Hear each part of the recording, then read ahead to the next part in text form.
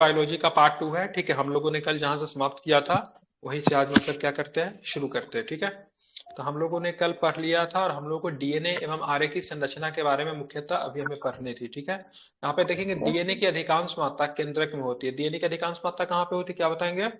केंद्र केंद्र में। केंद्रक में होती है। ठीक है, यद्यपि इसकी कुछ मात्रा माइटोकॉन्ड्रिया तथा हरित लवक में भी होती है। ठीक है, तो डीएनए की अधिकांश मात्रा जो होती है केंद्रक में होती है, लेकिन कुछ मात्राएं की बात करेंगे तो माइटोकॉन्ड्रिया तथा हरित लवक में भी देखने को आपको मिलते हैं। ठीक है, दूसरी बात डीएनए जो होता है पॉलीन्यूक्लियोटाइड होते हैं। क्या होता है डीएनए, क्या होता है? पॉलीन्यूक्लियोटाइड होते हैं। क्या होता है डीएनए? पॉलीन्यूक्लियोटाइड होते हैं डीएनए। ठीक है, माइक जिनका एक हो रहा है, राम बाबू जी माइक बंद कीजिए। ठीक है, अब आते हैं पॉलीन्यूक्लियोटाइड चेन जो होता है डीएनए में होता है। ठीक है, तो यहाँ पे न्यूक्लियोटाइड के बारे में देखेंगे तो यहाँ पे देखेंगे, यहाँ पे न्यूक्लियोसाइड में क्या क्या आता है? दो आता है। ठीक है, एक आता है शुगर आता है, दूसरा क्या होता है? बेस। मेरा आवाज को हो रहा है? नहीं सर। तो आप कट कराइए। ठीक है, ध्यान में रखेंगे। ठीक है, दूसरा क्या होता है? फॉस्फेट होता है। ठीक है, तो न्यूक्लियोटाइड की बात करेंगे दो भागों में विभाजित करेंगे, एक न्यूक्लियोसाइड होता है, दूसरा क्या होता है? फॉस्फेट होता है। और न्यूक्लियोसाइड में मतलब दो आएगा, आपको क्या आ जाएगा? शुगर आ जाएगा, दूसरा क्या हो जाएगा? बेस आ जाएगा। अब यहाँ पे देखेंगे, यहाँ पे डिफिनेशन करके बहुत अच्छे से समझा दिया है। देखेंगे बेस क्या होता है। ठीक है, बेस क्या होता है तो बेस के बारे में देखेंगे। तो डीएनए में उपस्थित क्षार जो होते हैं कितने प्रकार के होते हैं? ये बहुत इंपॉर्टेंट है, प्रश्न यहाँ से पूछता है। डीएनए में जो उपस्थित जो क्षार जो होता है कितने प्रकार के होते हैं? 4 प्रकार के। पहला वालों को क्या बोलते हैं? एडिनिन। पहला वाला एडिनिन। ठीक है, अगर पूछेगा डीएनए में जो उपस्थित जो होता है, ठीक है, एडिनिन क्या है? तो एडिनिन एक प्रकार का क्षार है जो कि आपका डीएनए में उपस्थित होता है। दूसरा क्या होता है? और तीसरा क्या है? चौथा क्या है? डीएनए में देखेंगे तो पहला आपका एडेनिन होता है, फिर आपका गुआनिन होता है, फिर आपका थाइमिन होता है, और फिर आपका साइटोसिन होता है। ये चारों प्रकार के जो है क्या है? थार है, जो क्षार है। ठीक है, ध्यान में रखेंगे। अब यहाँ पे देखेंगे डीएनए में अनुसंख्या के आधार पे एडेनिन सदैव थाइमिन से, साइटोनिन सदैव गुआनिन से जुड़ा होता है। ठीक है, तो देखेंगे यहाँ पे एडेनिन किससे जुड़ा होता है? एडेनिन किससे जुड़ा होता है? तो एडेनिन की बात करेंगे तो आपको ध्यान में रखिएगा किससे जुड़ा होता है एडेनिन। तो आपको ध्यान में क्या पे रखना है? तो एडेनिन जो होता है सदैव थाइमिन से जुड़ा होता है। किससे जुड़ा होता है? तो समझिएगा इसको। ठीक है, एडेनिन किससे जुड़ा होता है? थाइमिन से जुड़ा होता है।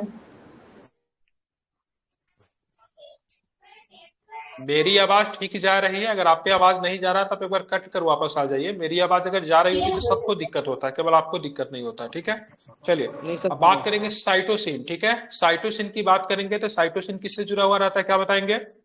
तो गुआनिन से जुड़े रहेंगे। ठीक है, 4 प्रकार के क्षार होते हैं जो कि डीएनए में पाए जाते हैं। इसमें आपको ध्यान में होना चाहिए। एडेनिन की बात करेंगे थाइमिन से, और साइटोसिन की बात करेंगे तो गुआनिन से जुड़ा हुआ रहता है। इतना आपको क्या रखना है, याद में रखना है। ठीक है, अब यहाँ पे देखेंगे ये एडेनिन और थाइमिन जो आपस में जो जुड़ा जो रहता है उनके बीच में हाइड्रोजन आबंध होता है। कौन सा आबंध होता है?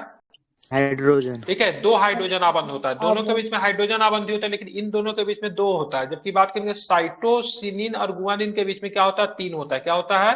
3 होता है। ठीक है, अब इसको आपको ध्यान में रखना है। ठीक है, यहाँ पे आप देखेंगे एडेनिन बराबर टी, तो एडेनिन बराबर टी का मतलब एडेनिन थाइमिन के से जुड़ा है। ठीक है, गुआनिन की बात करेंगे तो साइटोसिन से जुड़ा हुआ है। ठीक है, और इसमें कितने एडेनिन और थाइमिन जो जुड़े होते हैं इसमें हाइड्रोजन आबंध होते हैं। कितने हाइड्रोजन आबंध होते हैं, क्या बताएंगे? 2 होते हैं। इसमें कितने होते हैं, क्या बताएंगे? 3। ठीक है, इसमें 3 होता है। यहाँ पे दिखा भी दिया, 2 दिखा दिया, यहाँ पे मतलब क्या दिखा दिया? 3 दिखा दिया। ठीक है, तो इसको आपको क्या कीजिएगा, याद रखिएगा। ठीक है, अब यहाँ पे एक बार रिपीट मैं करवा रहा हूँ आप लोग को, माइक बंद करके रखिए। ठीक है, जिनके तरफ से इको हो रही है। आप हमें ये बताइए क्षार जो होते हैं डीएनए में कितने प्रकार के पाए जाते हैं? 4। एडेनिन, गुआनिन, थाइमिन और गुआनिन। हाइड्रोजन आबंध होते हैं? 3 होते हैं। तो साइटोसिनिन और मतलब इनका माइक कितना इको कर रहा है?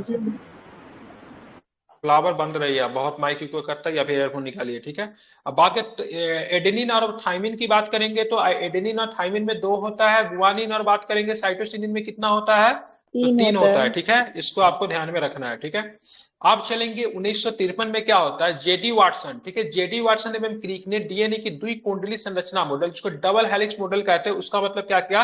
प्रतिपादन किया। ठीक है, तो डबल हेलिक्स मॉडल का प्रतिपादन किसके द्वारा किया गया और कब किया गया, क्या बताएंगे? वाटसन एंड क्रिक के द्वारा 1953 में द्वारा किया गया, 1953 में किया गया। ठीक है, इस काम के लिए उनको नोबेल पुरस्कार कब मिला तो क्या बताएंगे? 1962 सॉरी, इनको 9 वर्षों के बाद मतलब क्या मिला, तो इनको नोबेल पुरस्कार मिलता है इसी काम के लिए। ठीक है, तो आपको ध्यान में रखना है डीएनए का द्वि कुंडली संरचना मॉडल किसने दिया था, ध्यान में रखेंगे किसने दिया, तो आपको वाटसन एवं क्रिक ने दिया, 1953 में दिया। और इन्हीं काम के लिए मतलब क्या होता है, इनको 1962 में क्या मिलता है, तो नोबेल प्राइज मिलता है। याद रहेगा कि भूल जाएंगे?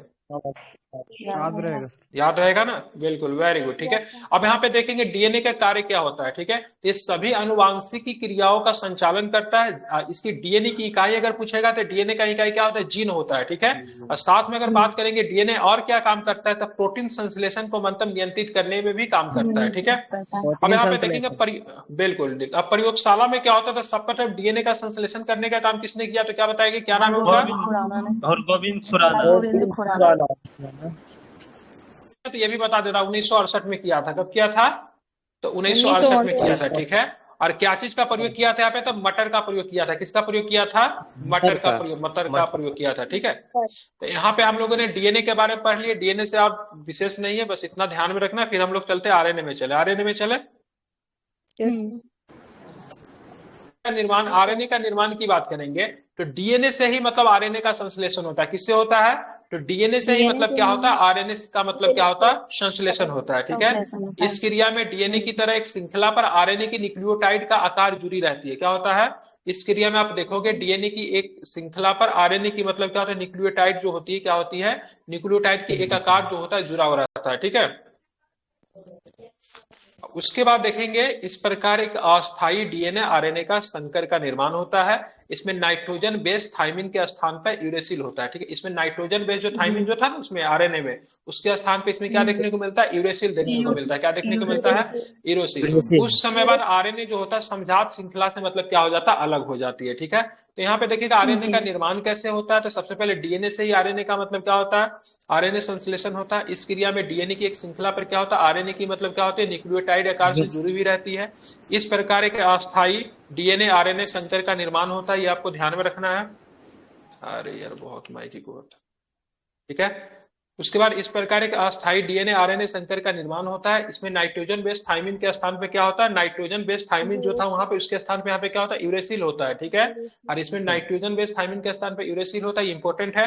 और कुछ समय के बाद आरएनए की समझात श्रृंखला अलग हो जाती है। ठीक है, ध्यान में रखना है इसको। अब ऊपर चलना है ना, इधर नहीं ना, ऊपर चलेंगे ना। यस सर, ये थोड़ा जूम करने के बाद दिक्कत होता है।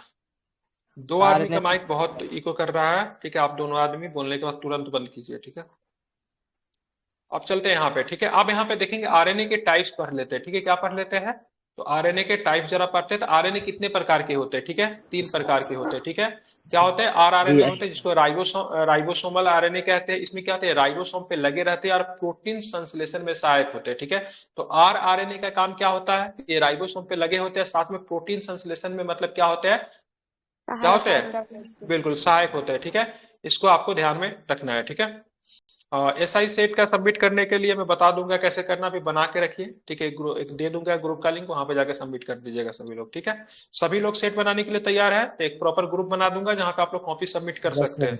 Ready everyone? कोई ओएमआर जिनके पास है ओएमआर पे बना सकते हैं, ऐसे डायरेक्ट भी मतलब कॉपी पे लिख के भी सबमिट कर सकते हैं, केवल अपना नाम लिख के। ठीक है, एक डिस्कशन ग्रुप नहीं, कोई डिस्कशन ग्रुप नहीं बनेगा। पढ़ाई करना, बातचीत नहीं करना, उसमें केवल कॉपी डालने का परमिशन होगा। आप सिंपल मैसेज भी नहीं कर सकते, एक मैसेज से ज्यादा नहीं जाएगा। ठीक है, डाउट जैसे होते हैं, डाउट के लिए हम है ना, हमें मैसेज कीजिए, मैं रिप्लाई नहीं करूंगा तब ना। ठीक है, आरआरएनए की बात करेंगे, राइबोसोम पे लगे होते हैं और प्रोटीन संश्लेषण में क्या होता है, सहायता करते हैं। ठीक है, दूसरी की बात करेंगे टीआरएनए। टीआरएनए को क्या बोलते हैं, ट्रांसफर आरएनए बोलते हैं। ठीक है, ये प्रोटीन संश्लेषण में विभिन्न प्रकार के अमीनो अम्लों को राइबोसोम पर लाते हैं जहां पे मतलब प्रोटीन बनता है। ये बहुत इंपॉर्टेंट है। ठीक है, टीआरएनए का मतलब क्या होता है, ट्रांसफर होता है। किसको ट्रांसफर करने का काम करता है, अमीनो अम्लों को राइबोसोम पर लाता है। ठीक है, जहां पर मतलब क्या होता है, प्रोटीन मतलब बनता है। ठीक है, जबकि आरआरएनए क्या कर रहा था, तो इसको राइबोसोमल आरएनए कहते थे, ये प्रोटीन संश्लेषण में ये भी सहायता करता था। ठीक है, लेकिन टीआरएनए क्या किया, ये प्रोटीन संश्लेषण में विभिन्न प्रकार के अमीनो अम्ल को क्या करता है, राइबोसोम पर लाता है, जहां पे मतलब क्या होता है, प्रोटीन मतलब क्या होता है, बनता है। अब बात करेंगे प्रोटीन बनने की जो अंतिम क्रिया को क्या बोला जाता है, ट्रांसलेशन कहते हैं। क्या बोलते हैं इसको, बिल्कुल, इसको क्या बोला, ट्रांसलेशन कहा जाता है। मतलब प्रोटीन बनने की जो अंतिम क्रिया जो होती है इसको क्या बोला जाता है, इसको ट्रांसलेशन बोला जाता है। इसको आपको ध्यान में रखना है, ठीक है। बिल्कुल, अंतिम आरएनए जो होता है, ठीक है, एक आरएनए और भी होता है, इसको मैसेंजर आरएनए करता है। तो ये मैसेंजर आरएनए क्या होता है, तो मैसेंजर का मतलब क्या, मैसेज देना। क्या देना, मैसेज देना। ये केंद्रक के बाहर विभिन्न आदेश को लेकर अमीनो अम्ल को चुनने में मदद करता है, ठीक है। तो केंद्रक के बाहर विभिन्न प्रकार के आदेश को लेकर मतलब अमीनो अम्ल को मतलब क्या करता है, चुनने में मतलब क्या करता है, मदद करता है, ठीक है। तो आरएनए कितने प्रकार के, तो आरआरएनए, कभी कभी फुल फॉर्म भी इसका पूछ देगा, ठीक है। तो आरआरएनए का क्या होता है, राइबोसोमल आरएनए होता है, ठीक है, इसको ध्यान में रखेंगे। टीआरएनए क्या होता है, ट्रांसफर आरएनए होता है, ठीक है। एमआरएनए क्या होता है, मैसेंजर आरएनए होता है, ठीक है, ठीक है। तो ये क्या करता है, केंद्रक के बाहर विभिन्न आदेश को लेकर अमीनो अम्ल को चुनने में मदद करता है। कौन सा आरएनए करता है, क्या बताएंगे, एमआरएनए करता है। कौन करता है, एमआरएनए करता है, ठीक है। प्रोटीन संश्लेषण के विभिन्न प्रकार के अमीनो अम्लों को राइबोसोम पे लाने का काम कौन करता है, ट्रांसफर करने का काम कौन करता है, बिल्कुल टीआरएनए, ठीक है। और साथ में देखेंगे प्रोटीन संश्लेषण में सहायता कौन सा आरएनए करता है, तो क्या बताएंगे, आरएनए, ठीक है। तो 3 प्रकार के आरएनए कंप्लीट हुआ, ठीक है। अब यहाँ पे देखिए डीएनए और मतलब आरएनए में पहले मुख्य अंतर क्या होता है, ठीक है, ध्यान में रखेंगे। देखिए दोनों के बीच में डिफरेंसेस को हमको क्या करना है, पढ़ना है, ठीक है। इसमें डीऑक्सियोराइजोब सकरा होती है, इसमें राइजोब सकरा होता है, ठीक है। तो डीएनए का तो जानते ही, फुल फॉर्म से ही पता चल रहा है, डीऑक्सीराइजोब सकरा इसमें होता है, इसमें क्या होता है, राइजोब सकरा होता है, ठीक है, दोनों में होता है।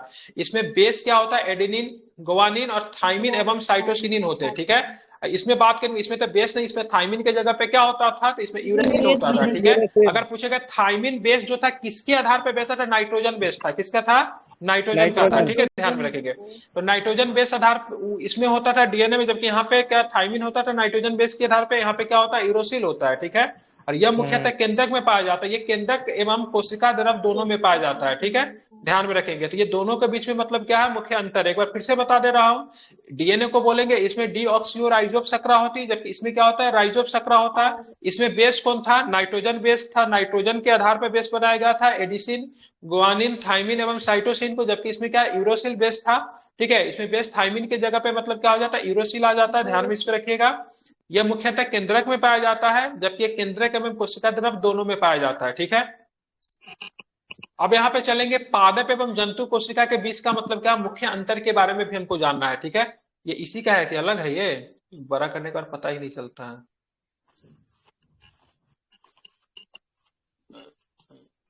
इसी में पढ़ना ना, मतलब आप पादप कोशिका जंतु कोशिका में हम लोग पहुंच गए, ठीक है, ठीक है। तो चलूँ इसको आगे लेकर, यस उसके बाद ये रिवाइज करवा देंगे, ठीक है। बॉक्स को देखिए, ये बॉक्स में बहुत कुछ आपको है जो कि याद, सीधा सीधा प्रश्न यहाँ से पूछा जाता है, ठीक है।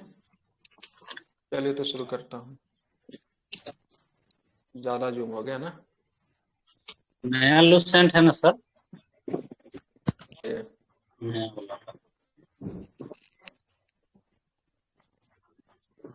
बढ़ाया है। जंतु कोशिका में मुख्य अंतर। तो देखिए पादप कोशिका में सबसे पहली बात, इसमें कोशिका भित्ति पाया जाता है, जंतु कोशिका में कोशिका भित्ति नहीं होता है, ठीक है। पादप कोशिका में लवक होता है, जिसकी वजह से कलर होता है, इसमें लवक नहीं होता है, ठीक है। सेंट्रोसोम इसमें नहीं होता है, जबकि इसमें सेंट्रोसोम होता है। सेंट्रोसोम किसको बोलते हैं, तो तारकाय को बोलते हैं, ठीक है। तो पादप कोशिका में सेंट्रोसोम नहीं होता, जबकि इसमें जंतु कोशिका में होता है। रितिका इसमें बड़ी होती है, इसमें रितिका होती है लेकिन छोटी होती है, ठीक है। जंतु कोशिका में रितिका जिसको होता है, क्या होता है, छोटा होता है, जबकि इसमें क्या होता है, बड़ी होती है, ठीक है। इसका आकार लगभग आयताकार होता है, ठीक है। बात करेंगे पादप कोशिका का आकार की बात करेंगे, आयताकार होता है, जबकि इसमें आकार की बात करेंगे तो वृत्ताकार होता है। आसान है इसको याद करना, याद हो जाएगा। फिर से मैं एक दो बार, आयताकार होता है पादप कोशिका में, पादप कोशिका में जो राजधानी होता है वो आयताकार होता है।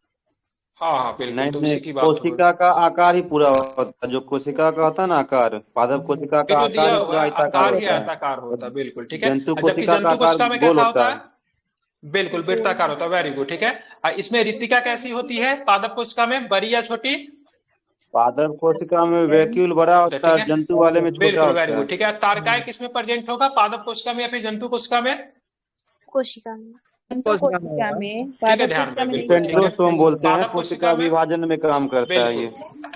तो तारकाय जो होता है ना पादप कोशिका में अनुपस्थित होता है, ठीक है। लवक किसमें पाई जाएगी, लवक ये लवक पादप पादप कोशिका में कोशिका है। होता है, दो प्रकार का होता है। कोशिका में लवक पाई एक जाएगी, होता है ठीक है। वर्णी लवक, एक होता है अवर्णी लवक। हाँ वो सब बता चुके हैं, ठीक है। वो सब हाँ, एक क्लोरोप्लास्ट, और होता है, 3 क्रोमोप्लास्ट, होता ठीक है। है, वो सब हो चुका है, कल ही हो चुका है, ठीक है। कोशिका भित्ति किसमें पाई जाएगी? पादप पादप कोशिका में। कोशिका में पाई जाएगी और जंतु कोशिका में यहाँ से प्रश्न जो है सीधा सीधा प्रश्न विभिन्न एग्जाम में पूछा जाता है, ठीक है। सीधा सीधा प्रश्न यहाँ से पूछते हैं। ऐसा बोलिए। क्वेश्चन आता है कि कोशिका भित्ति पादप किससे बनी कोशिका है? जो है ना, इसका कोशिका भित्ति किससे बना होता है? सेलुलोज से बना होता है, और किसी से भी बना होता है क्या? का सेलुलोज होता है से ही बना होता सेलुलोज है। का। और कवक का काइटिन का होता है। काइटिन होता है। क्या इसका पादप कोशिका का सेलुलोज का बना होता है, ठीक है। और बताइए क्या एक्टिन था का और भी क्या? बना होता है क्या? क्या चीज? कोशिका देखिए, भित्ति मुख्य रूप से बना होता है एक्टिन। क्या? देखिए इसमें जो रहेगा पैक्टिन सो मैं पढ़ा दूंगा हिस्टोलिपिड साइंस स्टेरॉल के। का होता है। हाँ ठीक है, साइंस के बारे में बहुत डीपली नॉलेज नहीं है मुझे, ठीक है। मैं पॉलिटी हिस्ट्री पढ़ाता हूँ, उसमें आप जितना पूछेंगे देश विदेश यूरोप जहां भी जाना पहुंच जाएंगे। I will explain you everything, ठीक है। Science is not my subject, ठीक है। मैं भी आप लोग की तरह पढ़ता हूँ, मैं इसमें के चीजों को समझा के कोशिश करूंगा आपको लुसेंट कवर करवा देने का, ठीक है। बाकी जो एक्स्ट्रा चीज रहेगा हम लोग क्लास के बाद बात कर लेंगे, ठीक है। कोशिका आप लोग को पता है, पॉलिटी हिस्ट्री आईआर का मैं टीचर हूँ, ठीक है। साइंस मेरा सब्जेक्ट नहीं, लेकिन फिर भी आप लोग का है तो मैं सोच रहा हूँ करवा दूं, ठीक है। कोशिका अंग और उनके खोजकर्ता के बारे में बात कर रहे थे। केंद्रक के खोजकर्ता बताइए कौन थे? Robert brown. Robert brown. Chloroplast की खोज किसने की थी? स्पिंचर, वेरी गुड, ठीक है। तारकाय, जिसको सेंट्रोसोम बाबरी। बोलते हैं। बोवेरी। गोल्जी को किसने किया था? गोल्जी को जॉर्ज कैमिलो गोल्जी।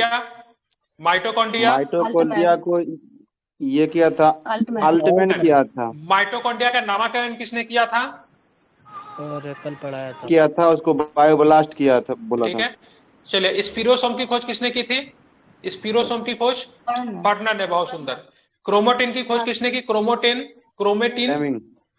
फ्लेमिंग ने की थी, बहुत सुंदर। केंद्रिका की खोज किसने की? केंद्रिका की खोज फोंटाना। की खोज किसने की? क्रोमोसोम की खोज हॉफमिस्टर। हॉफमिस्टर, बहुत सुंदर। अंतःप्रदयी जालिका की खोज किसने की? पोर्टर।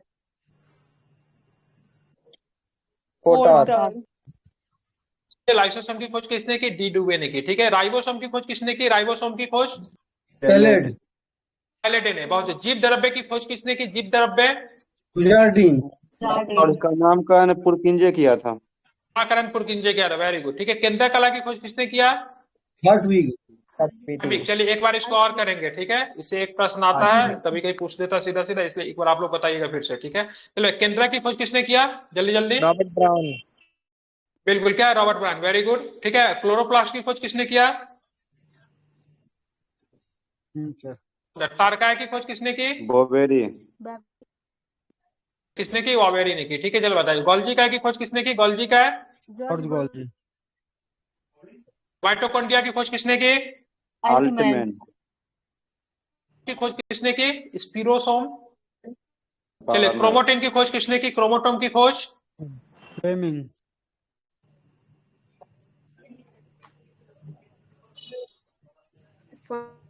फोंटाना। ठीक है, ध्यान में रखेंगे, ठीक है। उसके बाद बात करेंगे क्रोमोसोम की। फॉर्म आया, एडमिट कार्ड भेज रहा है क्या सबके घर पे? क्रोमोसोम की खोज किसने की? हॉफमिस्टर ने, ठीक है। अंतःप्रदेश जालिका की खोज किसने की? कॉटन ने। लाइसोसोम की खोज किसने की? डी डुबे। सी डी डुबे। पोलैंड। ठीक है, ध्यान में रखेंगे, ठीक है।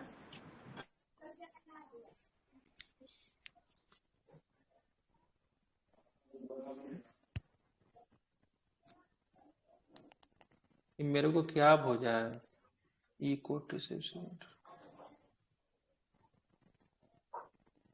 चलिए, जीव द्रव्य की खोज किसने की? केंद्र कला की खोज किसने की?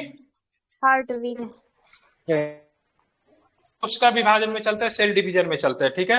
देखते हैं, कोशिका विभाजन को सर्वप्रथम किसने देखा? कोशिका विभाजन को सर्वप्रथम किसने देखा, क्या बताएंगे? बिल्कुल, बिरचाउ ने देखा, ठीक है। तो कोशिका विभाजन को सर्वप्रथम 1855 में, यही दिया था। बिल्कुल, ठीक है। तो कोशिका विभाजन की बात करेंगे तो सर्वप्रथम 1855 में बिरचाउ ने देखा। कोशिका विभाजन कितने प्रकार के होते हैं, क्या बताएंगे? तीन प्रकार के सूत्री बिल्कुल तीन 3 प्रकार प्रकार के के होते हैं। नाम क्या क्या समसूत्री, कौन सा अल्पसूत्री होता है? और समसूत्री। बिल्कुल ठीक है। चलिए सबसे पहले असूत्री होता है। चलिए बहुत सुंदर। दूसरा जो होता है समसूत्री होता है, और तीसरा जो होता है अर्धसूत्री होता है। ठीक है, 3 प्रकार के कोशिका विभाजन होता है। ठीक है, आप देखेंगे असूत्री कोशिका विभाजन में क्या होता है, तो देखेंगे यह विभाजन जो होता है अविकसित कोशिका जैसे जीवाणु, नीलहरित शैवाल, ईस्ट, अबीमा तथा प्रोटोजोआ में होता है। ठीक है, तो आपसे ये नहीं पूछेगा, डिफिनेशन नहीं पूछेगा, आपसे सीधा सीधा पूछे जाएगा। क्योंकि आपसे सीधा सीधा ये पूछे जाएगा से आप हमें ये बताइए से मतलब जीवाणु में, नीलहरित शैवाल में, या फिर ईस्ट में, या फिर अबीमा में किस प्रकार का कोशिका विभाजन होता है, तो क्या बताएंगे? असूत्री, बिल्कुल ठीक है, तो ध्यान में रखेंगे असूत्री कोशिका मिटोसिस। विभाजन होता है। ठीक है, अब आते हैं, चलते हैं समसूत्री में। ठीक है, समसूत्री विभाजन की प्रक्रिया को जंतु कोशिकाओं में सबसे पहले जर्मनी के जीव वैज्ञानिक वाल्थर फ्लेमिंग ने 1879 में देखा। ठीक है, तो सबसे पहले समसूत्री विभाजन की बात करेंगे तो जंतु कोशिकाओं में सबसे पहले जर्मनी के जीव वैज्ञानिक का नाम क्या है जिसने मतलब इसे देखा था, तो क्या बताएंगे? बिल्कुल वाल्थर फ्लेमिंग। ठीक है, ध्यान में रखेंगे वाल्थर फ्लेमिंग ने इसे 1700 कब देखा था, तो 1779 में देखा था। ठीक है, आप सॉरी 1879 में देखेंगे। ठीक है, हम फ्रांसीसी क्रांति पहुंच जा रहे 1779, वो भी 89 में था। ठीक है, कब था? 1879 में देखा था। ठीक है, उन्होंने इस सन 1882 में क्या किया, इस प्रक्रिया को माइटोसिस नाम दिया। ठीक है, तो माइटोसिस नाम देने का काम किसने किया, तो ध्यान में रखेंगे वाल्थर फ्लेमिंग ने ही दिया था, क्योंकि सबसे पहले समसूत्री विभाजन की प्रक्रिया कोई जंतु कोशिका में होती है, उन्होंने ही सबसे पहले देखा था। कब देखा था? तो 1879 में देखा था। ठीक है, ध्यान में रखेंगे 1882 में इस प्रक्रिया का उन्होंने क्या नाम दिया, तो माइटोसिस नाम दिया। ठीक है, यह विभाजन बात करेंगे तो काई कोशिका में होता है। किसमें होता है? सोमैटिक सेल में होता है, जिनको काई कोशिका कहते हैं। ठीक है, इसको आपको ध्यान में रखना है। ठीक है, बात करेंगे यहाँ पे अध्ययन की सुविधा, ये याद मत रखिएगा, इसे बता देता हूँ। अध्ययन की सुविधा के अनुसार समसूत्री विभाजन को 5 चरणों में हम लोग बात देते हैं, जिसको पहला जो होता है अंतरावस्था होता है, दूसरा जो होता है पूर्वावस्था होता है, तीसरा जो होता है मध्यावस्था होता है, चौथा जो होता है पश्चावस्था होता है, और पांचवा जो होता है अंत्यावस्था होता है। ठीक है, तो ये 5 प्रकार का मतलब क्या है, तो 5 प्रकार का मतलब क्या है, अवस्था है। ठीक है, ध्यान में रखेंगे। अब यहाँ पे देखेंगे इस विभाजन के फलस्वरूप जनन कोशिका की 2 संतति, सही जा रहे हैं ना? 1 मिनट।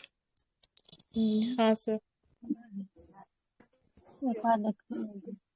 लुसेंट का बुक है सर क्या? हेलो, यहाँ पे थे तब इधर ही आएंगे ना? बिल्कुल हाँ, इधर ही आएंगे। ठीक है, ठीक है। ये समसूत्री विभाजन वाला जो था जर्मनी का वैज्ञानिक जो बोले थे, वो तो सबसे पहले देखा था, लेकिन सर्वप्रथम इसका व्याख्या जो किया था स्ट्रॉसबर्गर ने किया था। तो मतलब अच्छा, समसूत्री विभाजन का खोज देता है तो स्ट्रॉसबर्गर देता है कहीं कहीं, जब क्वेश्चन पूछा जाता है तो। हाँ वो विस्तृत अध्ययन किया था स्ट्रासबर्गर। हाँ, स्ट्रॉसबर्गर मतलब पूरी जानकारी दिया था उससे अच्छे से। आप चलते आगे चलते, चलिए आगे चलेंगे। काफी लोग देखिए, जितने भी लोग आए ना, आपका होमवर्क का ग्रुप जो होगा वहां पे ज्वाइन कर लीजिएगा।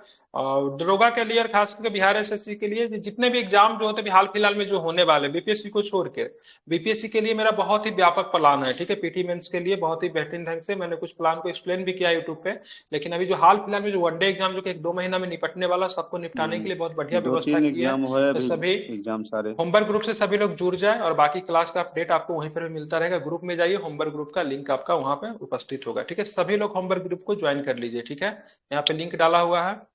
ठीक है, मैं लिंक को एक बार पिन भी कर देता हूँ। ठीक है, देखिए पिन हो गया लिंक, सभी लोग होमवर्क ग्रुप को ज्वाइन कर लीजिए। ठीक है, आप चलेंगे इस कोशिका विभाजन के फलस्वरूप जनन कोशिका, जिसको पेरेंट सेल जो होते हैं, 2 संतति कोशिका जिसको डॉटर सेल कहते हैं, उसको निर्माण होता है। ठीक है, आप प्रत्येक संतति कोशिका में आप देखेंगे गुणसूत्र की संख्या जनन कोशिका सेल के बराबर होती है। ठीक है, मतलब यहाँ पे 1 मिनट, आप देखेंगे इस कोशिका विभाजन के फलस्वरूप क्या होता है, एक जनक कोशिका जिसको पेरेंट सेल से 2 संतति कोशिका का निर्माण होता है। ठीक है, अब प्रत्येक संतति कोशिका में गुणसूत्र की संख्या, संतति का ठीक मतलब है, ही होता है डॉटर सेल बोलते हैं। बिल्कुल ठीक है, हाँ समान रूप से। ठीक है, उसको डॉटर सेल कहते हैं। गुणसूत्र की संख्या जनन कोशिका पेरेंट सेल के बराबर होती है। ठीक है, मतलब जितना पेरेंट सेल में होता है उतना ही मतलब क्या होता है, डॉटर सेल में होता है। ठीक है, और एक जनक कोशिका से मतलब क्या होगा, 2 संतति कोशिका मतलब एक डॉटर सेल का निर्माण होता है। ठीक है, अब यहाँ पे देखेंगे समसूत्री विभाजन के ठीक है, पश्चावस्था, ठीक है, पश्चावस्था में सबसे छोटी है क्योंकि ये केवल 2 से 3 मिनट में समाप्त हो जाती है, ठीक है।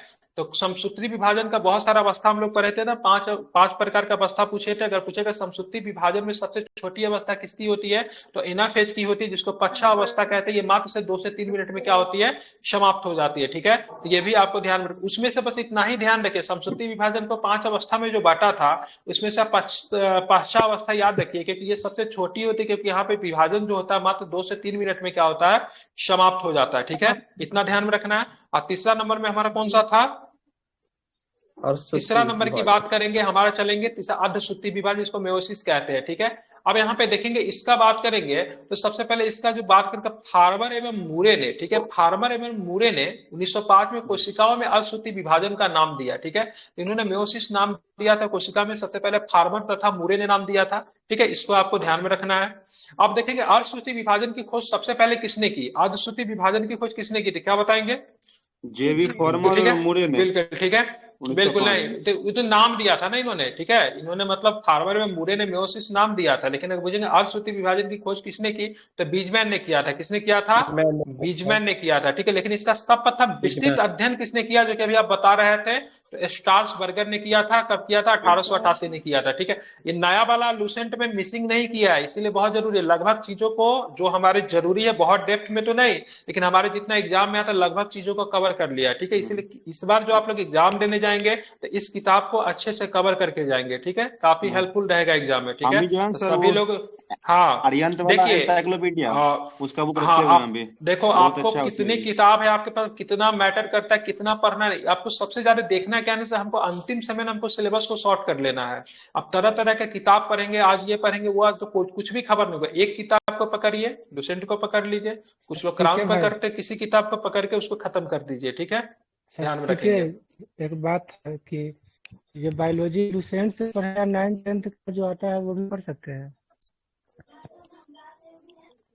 का भी आप पढ़ सकते हैं, कोई दिक्कत नहीं है। लेकिन अभी एनसीईआरटी पढ़ने का समय नहीं, अगर 2-3 महीना में अगर आपको कवर करना है तो आप यूपीएससी के लिए पढ़े तो ज्यादा अच्छा है। जी जी, फ्री टाइम के लिए एनसीईआरटी सबसे मस्ट है। जो ऑनलाइन और एनसीईआरटी आता है ना, शास्त्र संग्रह का, वो हाँ बिल्कुल। हालांकि महेश कुमार मनवाल का किताब के साइंस से थोड़ा दूर रहे तो ज्यादा अच्छा है, ठीक है, वो थोड़ा दिक्कत है उसमें, इशू है, ठीक है। चलिए आप देखेंगे, यह विभाजन की बात करेंगे, अर्धसूत्री विभाजन की बात करेंगे, जिसका खोज सर्वप्रथम बीजमैन ने किया था। और इसका विस्तृत व्याख्या की बात करेंगे, बर्गर ने किया था, ठीक है, स्ट्रासबर्गर ने, लेकिन इसका नाम की बात करेंगे फार्मर एवं मूरे ने दिया था, ठीक है। ये विभाजन बात करेंगे किसमें होता था, यह विभाजन की बात करें जनन कोशिकाओं में होता है, ठीक है, ध्यान में रखिएगा। यह विभाजन किसमें होता है, तो जनन क्या होता है, जनन कोशिकाओं में ये विभाजन क्या होता है, ठीक है, ध्यान में रखेंगे, ठीक है। अब देखेंगे अर्धसूत्री कोशिका विभाजन 2 चरणों में होता है। पहला कौन सा होता है, अर्धसूत्री का 2 चरण होता है। अर्धसूत्री चरण फर्स्ट होता है, चरण 2 के नाम से होता है, ठीक है, ध्यान रखेंगे। अब यहाँ पे देखेंगे अर्धसूत्री 1 में गुणसूत्रों की संख्या मतलब क्या जाती है, आधी रह जाती है, इसीलिए मतलब क्या कहते हैं, इसे मतलब न्यूनकारी विभाजन करना, रिडक्शन डिवीजन कहते हैं, ठीक है। तो अर्धसूत्री 1 में गुणसूत्रों की संख्या मतलब क्या होती है, आधी रह जाती है, इसीलिए इसको क्या बोलते हैं, न्यूनकारी विभाजन कहते हैं, फिर रिडक्शन डिवीजन कहते हैं, ठीक है। अब यहाँ पे देखेंगे अर्धसूत्री में भी मतलब क्या होता है, 4 होता है, यहाँ से प्रश्न पूछा जाता है, ठीक है। अर्धसूत्री प्रथम विभाजन के मतलब कितने होते हैं, 4 चरण होते हैं। पहला चरण को बोलते हैं प्रोफेज कहते हैं, दूसरा मेटाफेज होता है, तीसरा की बात करें एनाफेज होता है, और चौथा जो होता है टेलोफेज होता है, ठीक है। इसको आपको ध्यान में रखेंगे, ठीक है। अब इसमें जो सबसे लंबी की बात करेंगे ना, प्रोफेज जो होता है ना, सबसे लंबी अवस्था होते हैं, ठीक है, ध्यान में रखेंगे, ठीक है। प्रोफेज एक सबसे लंबी प्रावस्था होती है, जो कि 5 उप अवस्थाओं में मतलब क्या होती है, पूरी होती है, ठीक है। तो ये जो पहले तो देखेंगे अर्धसूत्री का प्रथम विभाजन का 4 अवस्था होता है, उसमें से प्रोफेज जो होता है सबसे लंबा होता है, क्योंकि प्रोफेज जो होता है क्या होता है, 5 चरणों में पूरा होता है। एक को पहला चरण जो होता है, इसको क्या बोलते हैं, आप ही लोग बताइए। आपकी आवाज सही से नहीं आ रही है। सभी लोगों का मेरे आवाज के साथ दिक्कत हो रहा है क्या, पूर्वावस्था बोलते हैं, प्रोफेज पूर्वावस्था। मेरे आवाज के साथ सभी को दिक्कत हो रहा है क्या, नहीं सर, नहीं, उनका नेटवर्क का इशू होगा, दिक्कत में 5G में रहता हूँ, ठीक है।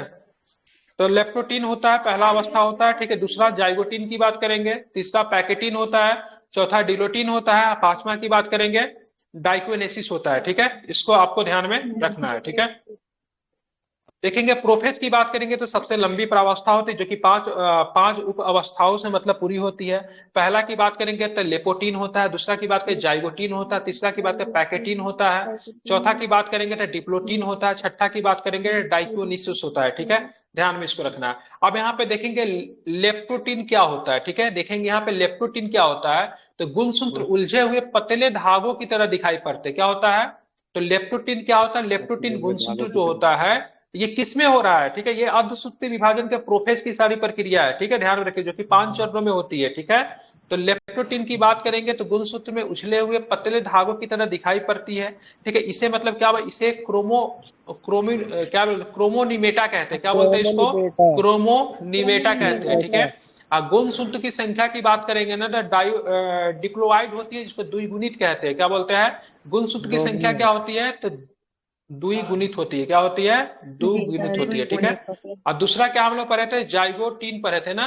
तो जाइगोटीन क्या होता है, तो ये समजात गुणसूत्र एक साथ, ठीक है, जाइगोटीन की बात करें, जाइगोट का मतलब होता है एक साथ। ठीक है, तो समजात गुणसूत्र एक साथ, ठीक है, होकर जोड़े बनाते हैं। ठीक है, और इसे मतलब क्या बोलते हैं, तो सिनेप्सिस कहते हैं। ठीक है, और यहाँ पे लेप्टोटीन को क्या बोलते थे, लेप्टोटीन को क्रोमिनोमेटा कहते थे, इसको जाइगोटीन को क्या बोलते हैं, तो इसको सिनेप्सिस कहते हैं। ठीक है, ध्यान में रखेंगे।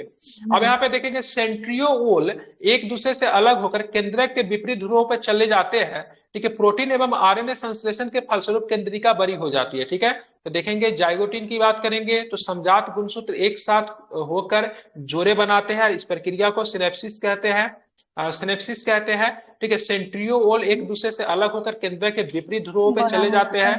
ठीक है, प्रोटीन एवं आरएनए संश्लेषण के फलस्वरूप केंद्रिका मतलब क्या हो जाती है, बड़ी हो जाती है। ठीक है, उसके बाद क्या है, पैकेटीन है। क्या है, तीसरा नंबर के क्या था, पैकेटीन है। ठीक है, प्रत्येक जोड़े के गुणसूत्र छोटे और मोटे हो जाते हैं। ठीक है, प्रत्येक जोड़े के गुणसूत्र छोटे और मोटे हो जाते हैं। द्विज का प्रत्येक सदस्य, ठीक है, देखेंगे यहाँ पे द्विज का प्रत्येक सदस्य अनुदैर्ध्य रूप से विभाजित होकर दो अनुजात गुणसूत्रों या फिर क्रोमेटिडों में क्या होता है, बट जाता है। ठीक है, इस प्रकार दो समजात गुणसूत्रों के एक द्विज से अब 4 क्रोमेटिड बन जाते हैं। ठीक है, यहाँ पे क्या बन रहा था, ठीक है, द्वि कहाँ पे बन रहा था, ठीक है, द्विगुणित यहाँ पे हो रहा था लेप्टोटीन में, लेकिन यहाँ पे क्या होगा, तो देखिएगा यहाँ पे इस प्रकार दो समजात गुणसूत्रों से एक द्विज से अलग होकर आप क्या बनेंगे, 4 क्रोमेटिड बन जाएंगे। इसमें से 2 जो होता है मातृ होता है, 2 जो होता है पितृ क्रोमेटिड होता है। ठीक है, इसमें से 4 जो बनता है, इसमें 2 जो होता है मदर का होता है, 2 जो होता है पितृ मतलब फादर। ठीक है, ध्यान में रखेंगे। अब यहाँ पे देखेंगे कभी कभी क्या होता है, तो कभी कभी मातृ और पितृ क्रोमेटिड एक या ज्यादा स्थान पर एक दूसरे से मतलब क्या करते हैं, क्रॉस करते हैं। ठीक है, ऐसे बिंदु पर मातृ तथा पितृ क्रोमेटिड टूट जाते हैं। हर एक क्रोमेटिड का टूटा हुआ भाग दूसरे क्रोमेटिड के टूटे स्थान से मतलब क्या होता है, जुड़ जाता है। ठीक है, इसे क्रॉसिंग ओवर कहते हैं। इसे क्या बोलते हैं, इस प्रक्रिया को क्या बोलते हैं, तो इसे मतलब क्रॉसिंग ओवर कहते हैं। ठीक है, एवं इस प्रकार जीन का नए ढंग से मतलब क्या हो जाता है, वितरण हो जाता है। ठीक है, अर्थात जीन विनिमय पैकेटिन अवस्था में होता है। इस क्रिया में बात करेंगे तो एक एंजाइम भाग लेता है, जिसको क्या बोलते हैं, इस क्रिया में रिकॉम्बिनेज। ठीक है, रिकॉम्बिनेज एंजाइम मतलब क्या लेता है, पार्टिसिपेट लेता है। ठीक है, थोड़ा सा ये मतलब कैलकुलेटिव है, लेकिन आप लोग पढ़कर आएंगे, क्योंकि मैंने पहले ही दे दिया था, पीडीएफ भी डाल दिया था, या फिर इसको दोबारा पढ़ेंगे घर पे, या फिर इसके वीडियो को देखेंगे तो चीजें आपको समझ में आ जाएगी। ठीक है, ध्यान में रखेंगे, लेकिन इसको समझना जरूरी है क्योंकि इंपॉर्टेंट है आपके लिए। ठीक है, पैकेटीन। ठीक है, बाकी चलेंगे आगे देखेंगे, तो यहाँ पे देखेंगे, ये आपको ध्यान में रखिए, क्रॉसिंग ओवर हमेशा नॉन-स्टर और क्रोमेटिड के बीच होता है। ठीक है, क्रॉसिंग ओवर हमेशा किसके बीच में, नॉन-स्टर क्रोमेटिड के मतलब क्या होता है, बीच होता है। ठीक है, इसको आपको ध्यान में रखिएगा। चौथा अवस्था जो था, इसको क्या बोले, डिप्लोटीन बोलते थे। ये क्या होता है, तो समजात गुणसूत्र अलग होने लगते हैं, परंतु जोड़े के 2 सदस्य पूर्ण रूप से अलग नहीं हो पाते। ठीक है, क्या होता है, डिप्लोटीन की जब प्रक्रिया जब होती है तो इसमें क्या होता है, समजात गुणसूत्र मतलब क्या होता है, अलग होने लगते हैं, परंतु जोड़े के 2 सदस्य पूर्ण रूप से मतलब अलग नहीं हो पाते, क्योंकि वो कभी कभी एक दूसरे के एक्स के रूप में उलझे रहते हैं। ठीक है, ऐसे स्थानों को मतलब क्या बोला, ऐसे स्थानों को क्या बोला जाता है, काई एमजाटा बोला जाता है। क्या बोला जाता है, काई एमजाटा बोला जाता है। ठीक है, ध्यान में रखेंगे। ठीक है, बिल्कुल ठीक है। काई एमजाटा की औसत संख्या को बारंबारता मतलब काई एमजाटा फ्रीक्वेंसी कहते हैं। काई एमजाटा का, ठीक है, अत्यंकीकरण हो जाता है। क्या हो जाता है, तो काई एमजाटा का क्या हो जाता है, अंतईकरण क्या होता है, हो जाता है। ठीक है, ध्यान में रखेंगे। तो यहाँ पे डिप्लोटीन की बात करेंगे तो समजात गुणसूत्र अलग होने लगते हैं, परंतु परंतु जोड़े के दो सदस्य पूर्ण रूप से अलग नहीं हो पाते, क्योंकि कहीं कहीं पे एक दूसरे के एक्स के रूप में मतलब क्या होते हैं, उलझे रहते हैं। ऐसे स्थानों को क्या बोलते हैं, तो काई एमजेटा कहते हैं। ठीक है, ध्यान में रखेंगे। अंतिम वाला क्या था, अंतिम वाला की बात करेंगे तो अंतिम वाला जानते हैं डाइकिनेसिस था। ठीक है, केंद्रक कला एवं केंद्रिका लुप्त हो जाती है। इसमें क्या होता है, डाइकिनेसिस में क्या होता है, इसमें आप देखोगे केंद्रक कला एवं केंद्रिका भी क्या होती है, लुप्त हो जाती है। ठीक है, अब यहाँ पे चलेंगे, नीचे कुछ फैक्ट है उसको जरा देख लेते हैं। तो अर्धसूत्री विभाजन 2 समसूत्री विभाजन के समान ही होता है। ठीक है, तो ध्यान में रखें, अर्धसूत्री विभाजन 2 की बात करेंगे जैसे समसूत्री विभाजन हो रहा था उसी प्रकार से मतलब होता है। ठीक है, अर्धसूत्री विभाजन में क्या होता है, एक जनन कोशिका से पेरेंट सेल से 4 संतति कोशिका का निर्माण होता है। मतलब एक से मतलब क्या होता है, तो 4 होता है। अर्धसूत्री विभाजन में एक जनन कोशिका से मतलब क्या होता है, 4 संतति कोशिका का मतलब क्या होता है, निर्माण होता है। 2 किसमें हो रहा था, एक से एक पेरेंट सेल से 2 संतति कोशिका किसमें हो रहा था, उसमें लेप्टोप्रोटीन में हो रहा था, इसमें हो रहा था। ठीक है, देखिए इसमें क्या होता है, बिल्कुल ठीक है, इसमें मतलब एक जनन कोशिका से मतलब 2 संतति कोशिका का निर्माण, प्रत्येक संतति कोशिका गुणसित की संख्या मतलब क्या था, कोशिका का मतलब क्या होता है, समान होता। कौन सी अवस्था था ये, किसमें था ये,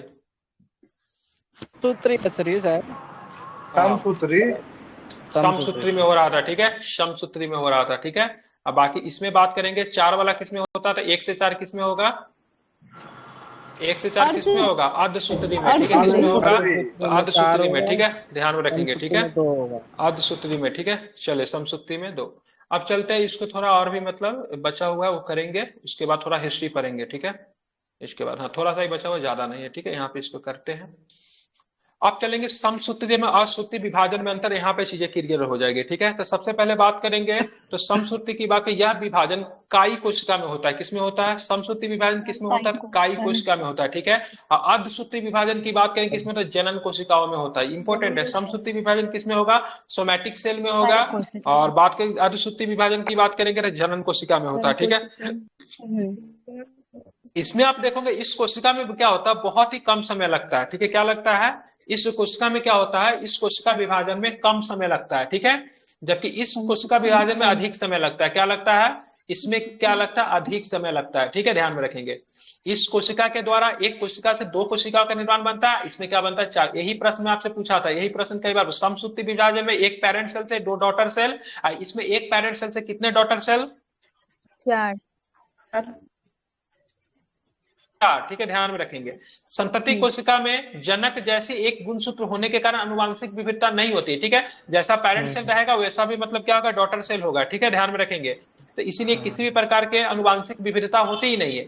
जबकि संतति कोशिका में जनकों में भिन्न भिन्न गुणसूत्र होने के कारण अनुवांशिकता विविधता होती, क्योंकि इसमें क्या होता है, क्रोमोसोम अलग अलग होते हैं, इसीलिए मतलब जेनेटिक डिफरेंशिएशन इसमें पाया जाता है। ठीक है, इसमें गुणसूत्रों के अनुवांशिक पदार्थों में, ठीक है, आदान प्रदान नहीं होता है। ठीक है, इसमें गुणसूत्रों के अनुवांशिक पदार्थों में क्या होता है, आदान प्रदान नहीं होता है, क्रॉसिंग ओवर नहीं होता है। जबकि इसमें क्या होता है, तो इसमें देखोगे इसमें विभाजन में गुणसूत्रों के बीच अनुवांशिक पदार्थों का आदान प्रदान मतलब क्या होता है। ठीक है, इसमें बात करेंगे प्रोफेज अवस्था में 2 से 4 मिनट की होती है। ठीक है, काफी छोटी होती है। जबकि इसकी प्रोफेज अवस्था की बात करेंगे तो क्या होती है, लंबी होती है। ठीक है, अब नेक्स्ट क्लास में जो हम लोग को पढ़ना है, नेक्स्ट क्लास में हम लोग पढ़ेंगे, क्या पढ़ेंगे, तो नेक्स्ट क्लास में हमारा जो क्लास होगा जैव विकास का होगा। बायोलॉजी का 2 चैप्टर को हम लोग 2 दिनों में खत्म किया है। कल हम लोग जैव विकास के तीसरा चैप्टर को खत्म करेंगे। ठीक है, आप लोग से रिक्वेस्ट है, आप लोग क्या करेंगे, इसको एक बार मतलब क्या करेंगे, सभी लोग इसको मतलब क्या करेंगे, पढ़ कर आएंगे। ठीक है,